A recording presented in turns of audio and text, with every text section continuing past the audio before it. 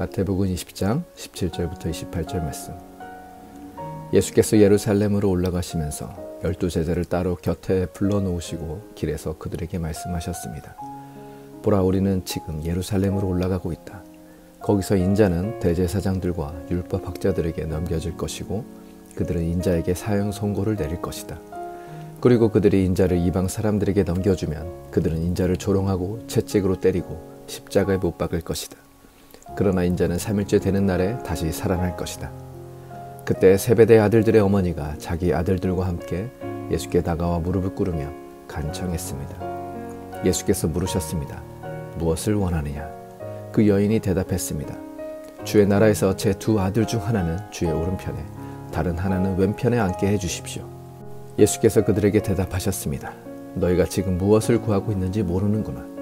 내가 이제 마시려는 잔을 너희가 마실 수 있겠느냐? 그들이 대답했습니다. 할 수 있습니다. 예수께서 그들에게 말씀하셨습니다. 너희가 분명히 내 잔을 마시게 될 것이다. 그러나 내 오른편이나 왼편에 앉는 것은 내가 정해주는 것이 아니다. 그 자리는 내 아버지께서 정하신 사람들에게 돌아갈 것이다. 이 말을 들은 다른 10명의 제자들은 이 두 형제에게 분개했습니다. 예수께서 제자들을 함께 불러놓고 말씀하셨습니다. 너희도 알듯이 이방 통치자들은 자기 백성들 위에 군림하고 그 고관들도 권력을 행사한다. 너희는 그렇게 해서는 안 된다. 오히려 누구든지 너희 중에서 큰 사람이 되려는 사람은 너희를 섬기는 사람이 돼야 하고 누구든지 첫째가 되려는 사람은 너희의 종이 돼야 한다. 인자 역시 섬김을 받으러 온 것이 아니라 섬기러 왔고 많은 사람을 위해 자기 목숨을 대속물로 주려고 온 것이다. 마가복음 10장 32절부터 45절 말씀. 그들이 예루살렘으로 올라가는 길이었습니다. 예수께서 앞장서서 그리로 향하시자 제자들은 놀랐고 뒤따라가던 사람들도 두려워했습니다. 예수께서는 다시 12제자를 따로 불러놓으시고 앞으로 자신에게 일어날 일을 말씀해 주셨습니다. 우리는 지금 예루살렘으로 올라가고 있다. 인자는 배반당해 제자들과 율법 학자들에게 넘겨질 것이다. 그들은 인자를 죽이기로 결정하고 이방 사람들에게 넘겨줄 것이고 이방 사람들은 인자를 조롱하고 침을 뱉고 채찍으로 때린 뒤 죽일 것이다.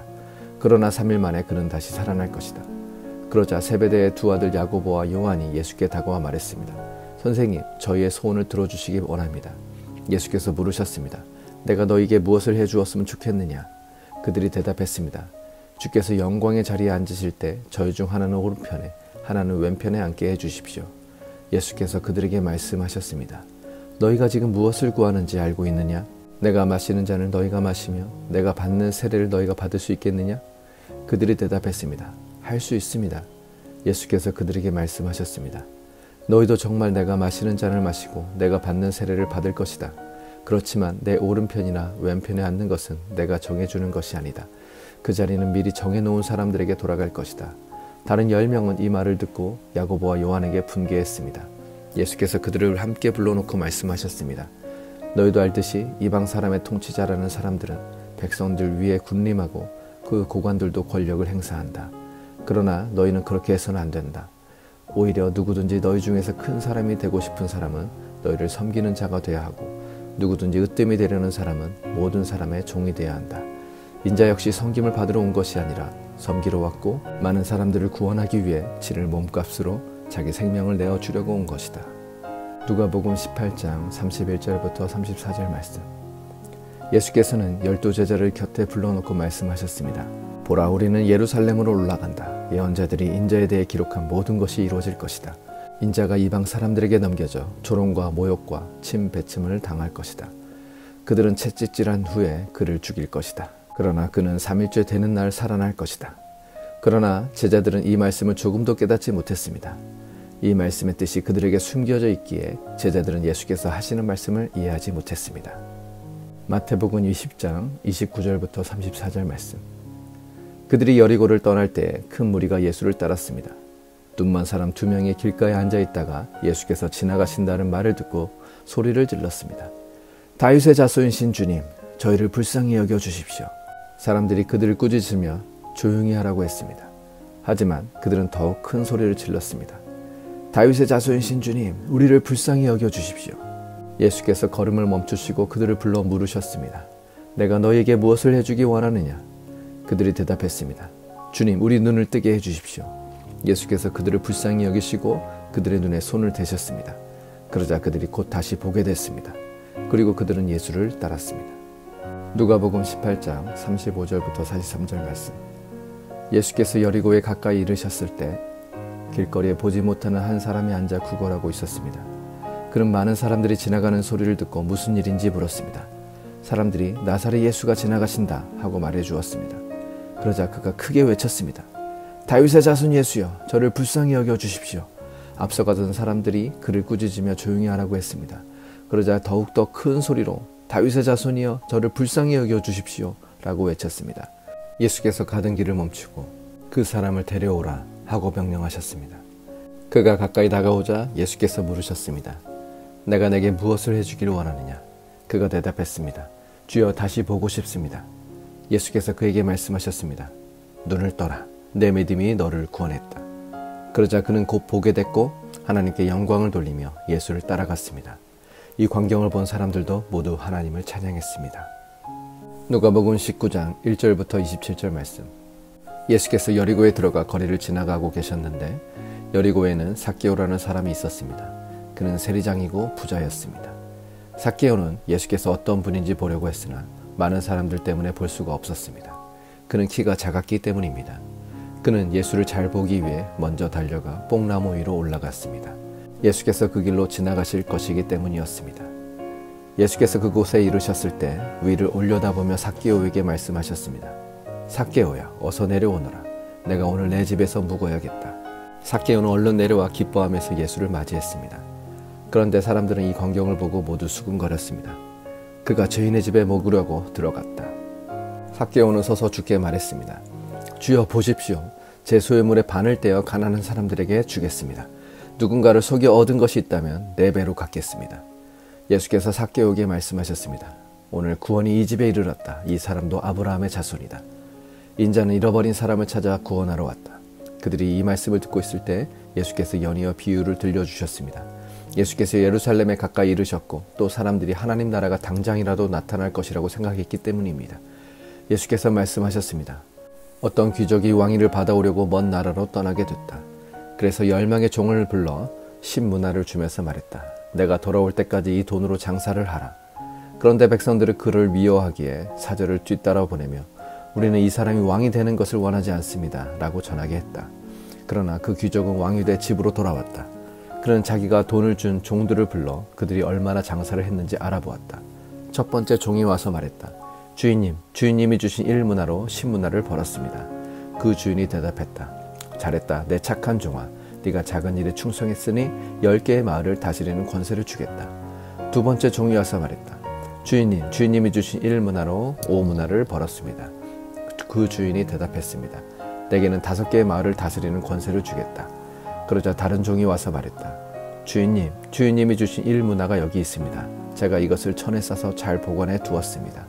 주인님은 엄하신 분이라서 맡기지 않은 것을 찾아가시고 심지 않은 것을 거두어 가시기에 제가 두려워했습니다. 그 주인이 대답했다. 이 악한 종아, 네 입에서 나온 말로 내가 너를 판단하겠다. 내가 엄한 사람이어서 맡기지 않은 것을 찾아가고 심지 않은 것을 거두어 가는 줄 알고 있었느냐? 그러면 왜 내 돈을 은행에 저축하지 않았느냐? 그랬더라면 내가 돌아왔을 때 이자까지 함께 찾을 수 있지 않았겠느냐? 그러고 나서 옆에 서 있는 사람들에게 말했다. 이 1문화를 빼앗아 10문화를 가진 종에게 주어라. 그들이 말했다. 하지만 주인님, 그는 벌써 10문화나 갖고 있습니다. 그가 대답했다. 내가 너에게 말한다. 가진 사람마다 더 많이 받을 것이고 아무것도 가지지 않은 사람은 그 있는 것마저 빼앗길 것이다. 그리고 내가 자기들의 왕이 되는 것을 원치 않은 이 원수들을 이리로 끌어다가 내 앞에서 죽여라. 마가복음 10장 46절부터 52절 말씀. 그들은 여리고로 갔습니다. 예수와 제자들이 많은 사람들과 함께 그 성을 떠나려는데 디메오의 아들 바디메오라는 눈먼 사람이 길가에 앉아 구걸하고 있다가 나사렛 예수라는 말을 듣고 소리치기 시작했습니다. 다윗의 자손 예수여, 나를 불쌍히 여겨 주십시오. 많은 사람들이 그를 꾸짖으며 조용히 하라고 했습니다. 그러나 그는 더욱더 큰 소리를 질렀습니다. 다윗의 자손이여, 나를 불쌍히 여겨 주십시오. 예수께서 걸음을 멈추시고 말씀하셨습니다. 저 사람을 불러오너라. 그러자 그들이 그 사람에게 말했습니다. 안심하고 일어나라. 예수께서 너를 부르신다. 그는 겉옷을 던져버리고 벌떡 일어나 예수께로 갔습니다. 예수께서 그에게 물으셨습니다. 내가 무엇을 내게 해주기 원하느냐? 앞을 못 보는 사람이 대답했습니다. 선생님, 제가 보기를 원합니다. 예수께서 말씀하셨습니다. 가거라, 내 믿음이 너를 구원했다. 그러자 그 즉시 그는 보게 됐고 예수를 따라 길을 나섰습니다. 요한복음 12장 1절부터 11절 말씀. 유월절이 시작되기 6일 전에 예수께서 베다니에 도착하셨습니다. 그곳은 예수께서 죽은 사람 가운데서 다시 살리신 나사로가 사는 곳이었습니다. 그곳에서 예수를 위해 잔치를 베풀었습니다.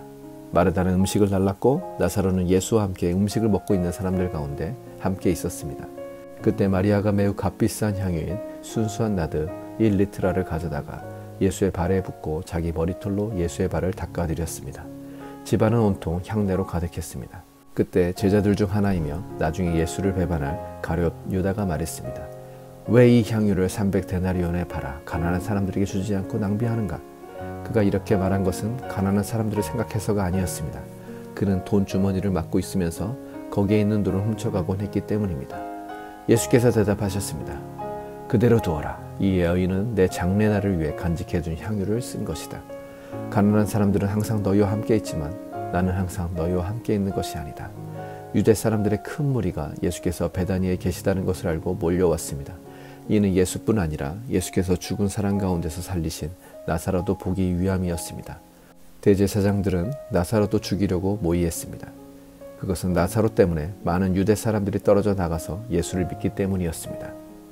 마태복음 26장 6절부터 13절 말씀. 예수께서 베다니에 있는 나병 환자 시몬의 집에 계실 때였습니다. 한 여인이 값진 향유가 가득 든 옥합을 들고 와 식탁에 기대어 음식을 잡수시는 예수의 머리에 향유를 부었습니다. 제자들은 이것을 보고 분개하며 물었습니다. 왜 향유를 저렇게 낭비하는가?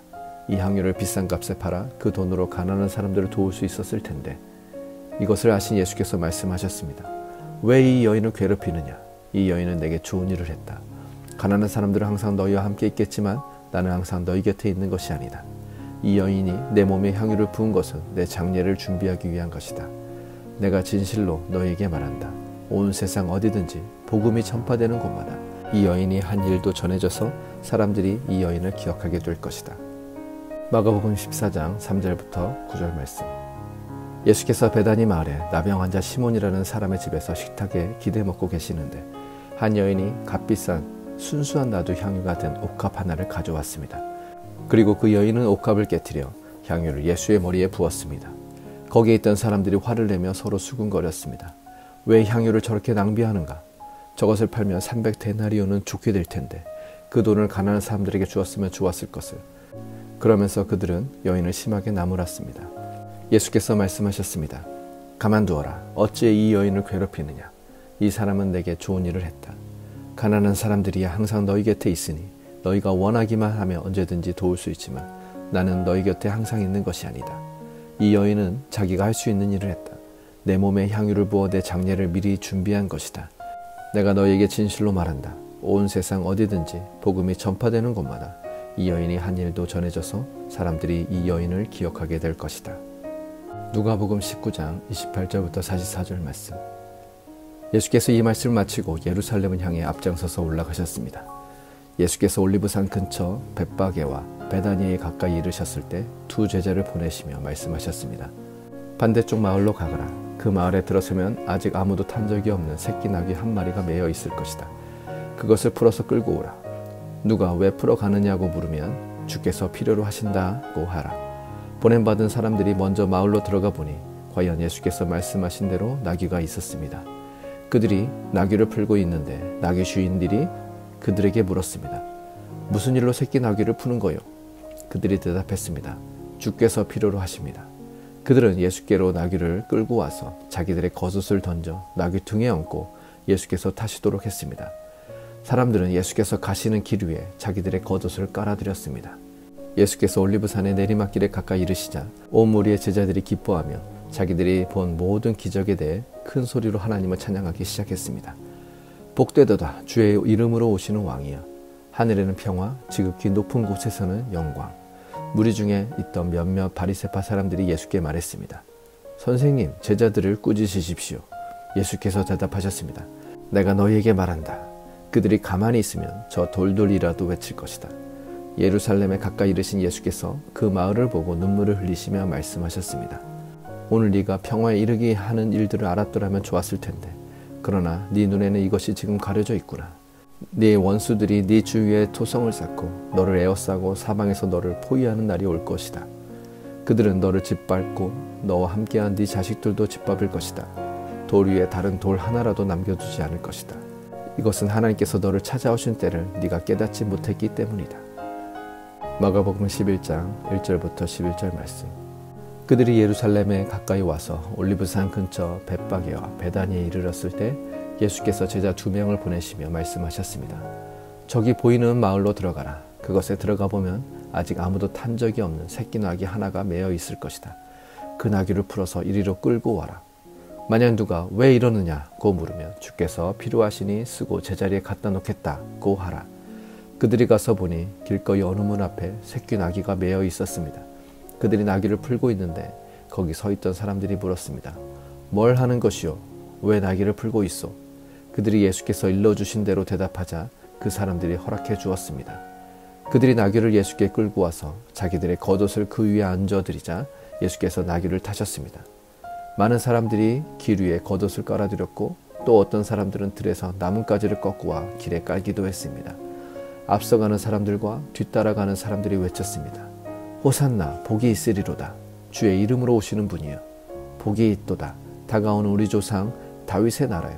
지극히 높은 곳에서 호산나. 예수께서 예루살렘에 도착하시자 성전으로 들어가셨습니다. 예수께서는 모든 것을 둘러보시고는 이미 날이 저물었으므로 12 제자들과 함께 베다니로 나가셨습니다. 마태복음 21장 1절부터 11절 말씀. 그들이 예루살렘에 가까이 와서 올리브산 기슭에 있는 벳바게에 이르자 예수께서는 2 제자를 보내시며 그들에게 말씀하셨습니다. 너희는 저 건너편 마을로 가라. 거기에 가면 나귀 한 마리가 새끼 나귀와 함께 묶여 있을 것이다. 그 나귀들을 풀어서 내게로 끌고 와라. 만일 누가 너희에게 무슨 말을 하거든 주께서 필요로 하신다고 말하라. 그리하면 나귀들을 곧 내어줄 것이다. 이는 예언자를 통해 하신 말씀을 이루시려는 것이었습니다. 시온의 딸에게 말하라. 보라, 너희 왕이 너희에게 오신다. 그분은 겸손하셔서 나귀를 타셨으니 어린 나귀 곧 멍에 매는 짐승의 새끼다. 제자들은 가서 예수께서 시키신 대로 했습니다. 그들은 나귀와 새끼 나귀를 끌고 와서 그 등 위에 자기들의 겉옷을 얹었습니다. 그러자 예수께서 그 위에 앉으셨습니다. 큰 무리가 겉옷을 벗어 길에 폈고 어떤 사람들은 나뭇가지를 꺾어서 길에 깔기도 했습니다. 앞서가는 무리들과 뒤따라가는 무리들이 외쳤습니다. 다윗의 자손께 호산나. 주의 이름으로 오시는 분께 복이 있도다. 지극히 높은 곳에서 호산나. 예수께서 예루살렘에 들어가시자 온 성이 떠들썩해졌습니다. 사람들이 물었습니다. 이 사람이 누구요? 무리가 대답했습니다. 이분은 갈릴리 나사렛에서 오신 예언자 예수라오. 요한복음 12장 12절부터 19절 말씀. 다음날 명절을 맞아 올라온 많은 사람들이 예수께서 예루살렘으로 오신다는 말을 듣고 종려나무 가지를 꺾어 들고 예수를 맞으러 나가 호산나 주의 이름으로 오시는 분에게 복이 있도다. 이스라엘의 왕에게 복이 있도다 하고 외쳤습니다. 예수께서는 어린 나귀 한 마리를 보시고 그 위에 올라 앉으셨습니다. 이것은 성경에 기록된 것과 같습니다. 시온에 따라 두려워하지 말라. 보라, 네 왕이 새끼 나귀를 타고 오신다. 제자들은 처음에는 이 일을 이해하지 못했습니다. 그러나 예수께서 영광을 받으신 뒤에 비로소 이 말씀이 예수를 두고 기록한 것이며 또한 사람들도 예수께 그렇게 행했다는 것을 깨닫게 됐습니다. 또 예수께서 나사로를 무덤에서 불러내 죽은 사람 가운데서 살리셨을 때 함께 있던 사람들이 그 일을 증언했습니다. 이처럼 우리가 예수를 맞으러 나온 까닭은 예수께서 이런 표적을 행하셨다는 말을 들었기 때문이었습니다. 그러자 바리새파 사람들이 서로 말했습니다. 보시오, 온 세상이 예수를 따르고 있으니 이제 할 수 있는 것이 없지 않소. 마가복음 11장 12절부터 25절 말씀. 이튿날 베다니를 떠나시려는데 예수께서 배가 고프셨습니다. 예수께서 멀리 잎이 무성한 무화과 나무를 보시고는 열매가 있을까 해서 가보셨습니다. 가까이 다가가 보시니 잎만 무성할 뿐 무화과 열매는 없었습니다. 무화과철이 아니었기 때문입니다. 예수께서 그 나무에게 말씀하셨습니다. 이제부터 어느 누구도 네 열매를 따먹지 못할 것이다. 예수의 제자들도 이 말씀을 들었습니다. 예루살렘에 도착하시자마자 예수께서 성전으로 들어가 거기서 장사하던 사람들을 내쫓기 시작하셨습니다. 예수께서는 돈 바꿔주는 사람들의 상과 비둘기를 파는 사람들의 의자를 둘러 엎으셨습니다. 그리고 어느 누구라도 장사할 물건들을 들고 성전 안으로 지나다니지 못하게 하셨습니다. 그리고 예수께서 사람들을 가르치시며 말씀하셨습니다. 내 집은 모든 민족들이 기도하는 집이라 불릴 것이다 라고 성경에 기록되어 있지 않았느냐. 그런데 너희는 이곳을 강도의 소굴로 만들고 말았다. 이 말을 듣고 난 대제사장들과 율법학자들은 예수를 죽일 방도를 궁리하기 시작했습니다. 그들은 모든 사람들이 예수의 가르치심에 놀라는 것을 보고 예수를 두려워했던 것입니다. 저녁 때가 되자 예수와 제자들은 성 밖으로 나갔습니다. 이튿날 아침 예수와 제자들이 지나다가 뿌리째 말라버린 무화과 나무를 보았습니다. 베드로는 생각이 나서 예수께 말했습니다. 선생님 보십시오. 저주하셨던 무화과 나무가 말라버렸습니다. 예수께서 대답하셨습니다. 하나님을 믿으라. 내가 너에게 진실로 말한다. 누구든지 저 산에게 들려서 바다에 빠져라 하고 마음에 의심하지 않고 말한 대로 될 줄 믿으면 그대로 이루어질 것이다. 그러므로 내가 너에게 말한다. 무엇이든지 너희가 기도하고 간구하는 것은 이미 받은 줄로 믿으라. 그러면 너에게 그대로 이루어질 것이다. 서서 기도할 때 어떤 사람과 등진 일이 있다면 그 사람을 용서해 주라. 그러면 하늘에 계신 너희 아버지께서도 너희 죄를 용서해 주실 것이다. 마태복음 21장 12절부터 22절 말씀. 예수께서 성전에 들어가셔서 성전에서 장사하던 사람들을 모두 내쫓으셨습니다. 예수께서는 돈 바꿔주는 사람들의 상과 비둘기를 파는 사람들의 의자도 둘러 엎으셨습니다. 예수께서 그들에게 말씀하셨습니다. 성경에 이렇게 기록되어 있다. 내 집은 기도하는 집이라 불릴 것이다. 그런데 너희는 이 성전을 강도의 소굴로 만드는구나. 성전에서 눈먼 사람들과 다리를 저는 사람들이 예수께 나오자 예수께서는 그들을 고쳐주셨습니다. 그러나 대제사장들과 율법학자들은 예수께서 행하신 놀라운 일들과 어린아이들이 성전에서 다윗의 자손께 호산나 하고 외치는 것을 보고 화가 났습니다. 그들이 예수께 물었습니다. 이 어린아이들이 무슨 말을 하는지 들립니까? 예수께서 대답하셨습니다. 물론이다. 너희는 주께서 어린이들과 젖먹이들의 입에서 찬양이 나오게 하셨다 하신 말씀을 읽어보지 못했느냐? 그리고 예수께서 그들을 떠나 성 밖 베다니에 가서 그날 밤을 지내셨습니다. 이른 아침 성으로 돌아오는 길에 예수께서는 시장하셨습니다. 예수께서 길가에 있는 무화과 나무 한 그루를 보고 가까이 가셨습니다. 그러나 잎사귀 밖에는 아무것도 없으므로 그 나무에게 말씀하셨습니다. 다시는 네가 열매를 맺지 못할 것이다. 그러자 즉시 나무가 말라버렸습니다. 제자들은 이것을 보고 놀라 물었습니다. 어떻게 무화과 나무가 이렇게 당장 말라버렸습니까? 예수께서 대답하셨습니다. 내가 진실로 너희에게 말한다. 너희가 믿고 의심하지 않으면 이 무화과 나무의 한 일을 너희도 할 수 있을 뿐 아니라 이 산에게 들려서 바다에 빠져라 하고 말해도 그대로 이루어질 것이다. 너희가 기도할 때 무엇이든지 믿고 구하는 것은 다 받을 것이다. 누가복음 19장 45절부터 48절 말씀. 예수께서 성전에 들어가셔서 장사하는 사람들을 내쫓기 시작하셨습니다. 예수께서 그들에게 말씀하셨습니다. 성경에 내 집은 기도하는 집이 될 것이다 라고 기록되어 있다. 그런데 너희가 이것을 강도의 소굴로 만들었구나. 예수께서는 날마다 성전에서 가르치셨습니다. 그리고 대제사장들과 율법학자들과 백성의 지도자들은 예수를 죽이려 했습니다. 그러나 어떻게 할 방도가 없었습니다. 모든 백성들이 예수의 말씀을 열심히 듣고 있었기 때문입니다.